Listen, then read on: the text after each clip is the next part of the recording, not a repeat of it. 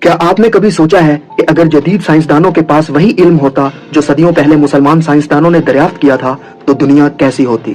مگر ٹھہریے، وہ علم آخر گیا کہاں؟ وہ ایجادات، وہ فارمولے، وہ دریافتیں، سب کے سب غائب۔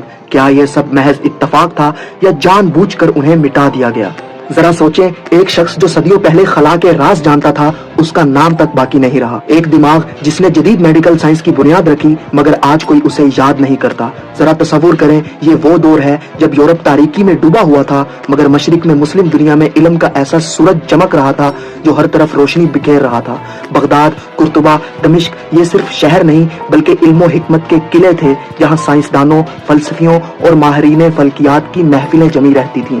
ابن الہیثم، جابر بن حیان، الرازی، ابن سینا، یہ وہ نام تھے جو علم کی دنیا میں انقلاب برپا کر رہے تھے، مگر پھر اچانک سب ختم ہو گیا۔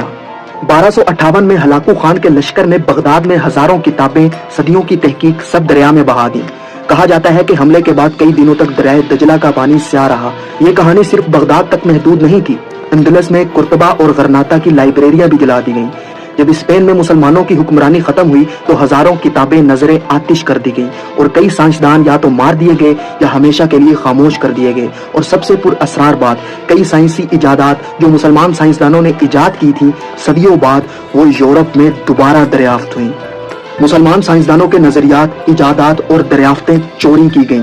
البیرونی نے زمین کی کشش اور گردش پر تحقیق کی تھی مگر یہ تصور بعد میں نیوٹن کے نام سے منسوب کر دیا گیا۔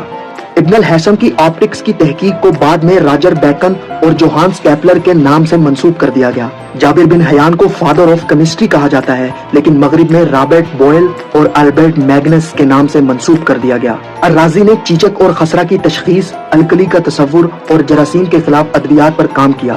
مغرب میں پاراسلیسوس کو الکلی کا موجد کہا گیا جبکہ لوئس پاسچر کو جراثیم کے خلاف ویکسین بنانے کا کریڈٹ ملا، حالانکہ یہ تحقیق الرازی نے کی تھی۔ ابن سینا کی طب پر تحقیق کو ولیم ہاروی کے نام سے منسوب کر دیا گیا۔